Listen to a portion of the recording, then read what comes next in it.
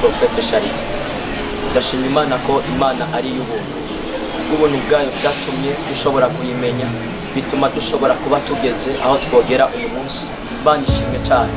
Imana yo mwijuru iguha umugisha. Ndagusengeye mu izina rya Yesu Kristo.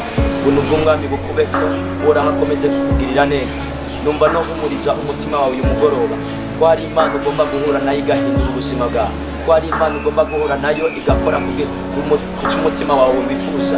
Ko hari Imana ugomba guhura nayo kugira ngo irangize ibibazo byawe. Nibyo birashoboka uragwana.